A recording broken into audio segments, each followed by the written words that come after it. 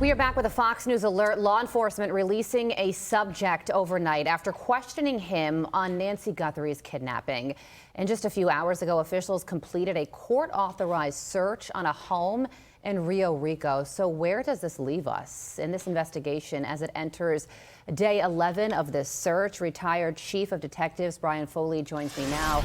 So Brian, this is a big development, the release of this person who was previously detained and questioned by police at a traffic stop. Do you believe that this is a dead end?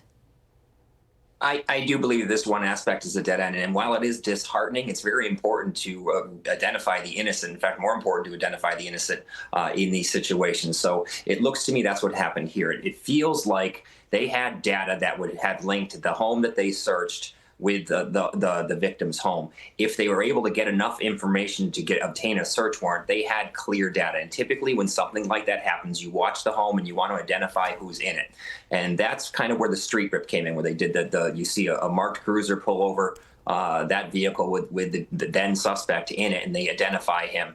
Likely he came to the station consensually and spoke to the officers. Very, very important stages. But look how quick they were in and out of that home. When I say quick, relatively to these types of investigations. If there were DNA value in that home, any chance that Nancy Guthrie's DNA was in that home, they'd be holding that thing for a day or two. So they look like they cleared them relatively quickly. I'm sure it's been a long day and night for him. What sort of things lead to police clearing a suspect? They do still have his cell phone, but you are right that they were in this home and they were searching it, and then all of a sudden they wrapped up and they left. So what could be the indicator that if this is in fact a dead end, that this man is innocent? The suspect would have had a decent alibi, a decent excuse. The Amazon thing certainly makes a whole lot of sense, that why his data would link from his home where they searched to the victim's home.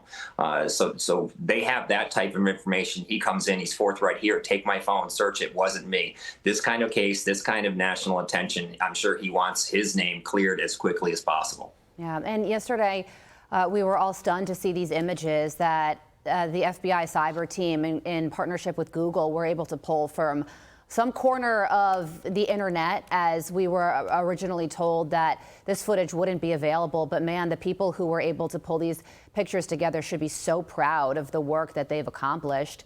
And do you believe that they have more footage that has yet to be released? Could there be a camera even inside Nancy Guthrie's home, and maybe they have footage of this person without a mask on?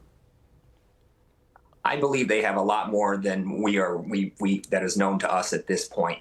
Having the suspect there is going to give them a definitive timeline. Look what he's wearing. You cannot walk down the street like that.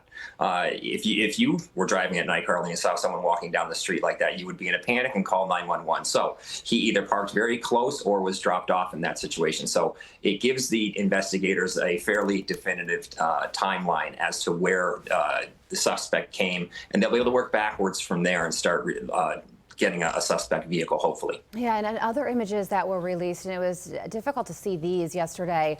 It was a close-up image of Nancy Guthrie's front porch, and you could see the blood droplets on her porch. What sort of injury do those droplets indicate to you? Can you tell us anything about what went through your mind when you saw those? Well, what went through my mind is when you saw before the blood drops, the suspect with the clear violent intent in there. You can only imagine what's in that bag. If I had to guess, as a previous homicide investigator working on a similar case to like the Doulos investigation here in Connecticut, likely a tarp or plastic or something like that would be what is inside that. That bag. Now that kind of droplets is indicative likely of someone with their head hunched over or being carried out. So it could be a lot of things. So you hate to speculate, but it's obviously not a good sign that the blood is dripping like that. And finally, Brian, sort of ending at the beginning of this, at least for today, do you think that there will be other major developments to unfold today, as this person was just detained? And I'm sure the Guthrie family, if this is a dead end, is feeling pretty deflated by this news. Yeah, well, keep in mind the victim's family is in contact with the investigators throughout all of this, and they're the first ones to get this type of information as it's coming out. Hopefully, the investigators are keeping them close. I like that the investigators are starting to get this connection today, even though it didn't work out. It shows that they are making progress and starting to narrow the field down of who had access to that home.